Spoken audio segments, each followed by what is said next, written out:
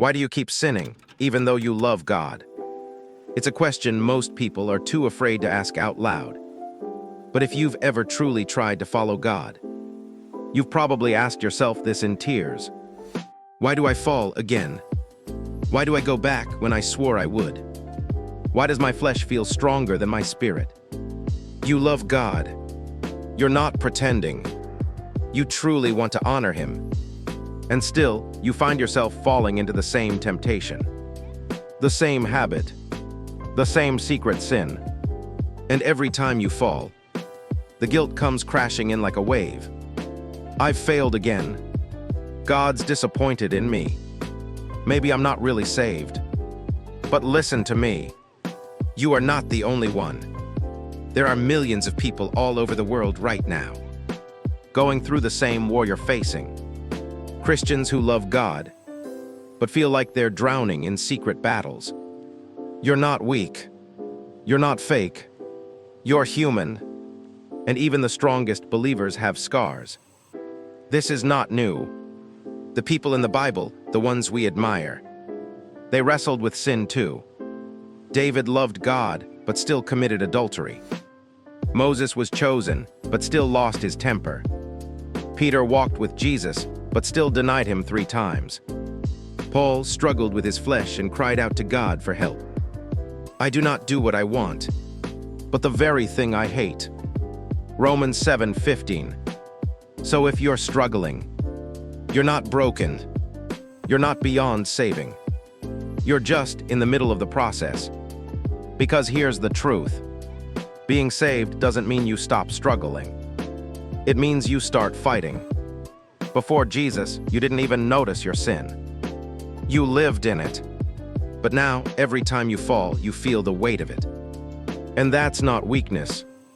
That's proof that God's Spirit is in you. Yes, you keep falling, but you keep getting back up.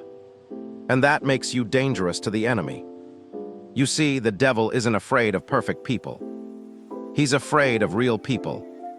Those who fall on their face in front of God and say, I need you, I can't beat this without you. Sometimes the hardest part is not even the sin itself, but the shame that follows. You think, God must be tired of me. He must have given up on me. I've prayed this same prayer 100 times already. But God's grace isn't measured by how many times you fall. It's measured by how many times He picks you back up. And His grace has no limit. Where sin increased, grace increased all the more. Romans 5:20. Even when you're tired of yourself, God's not tired of you. Even when you feel distant, He's still close. He's the Father who runs to the prodigal child, the shepherd who leaves the 99 for the one, the Savior who says, it is finished, even for the sin you're still struggling with. And here's something else you need to know.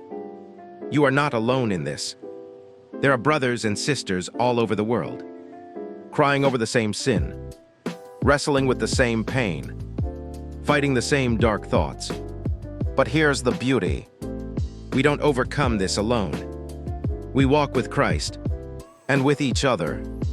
You weren't meant to carry this by yourself. Confess it. Pray about it.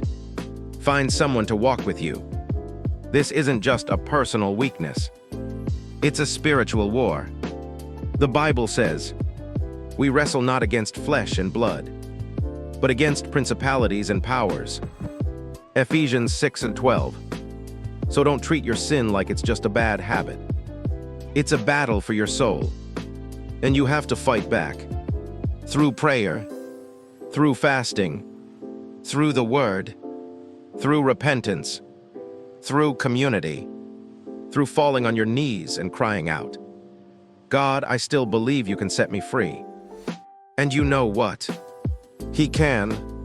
He will. He's not done with you.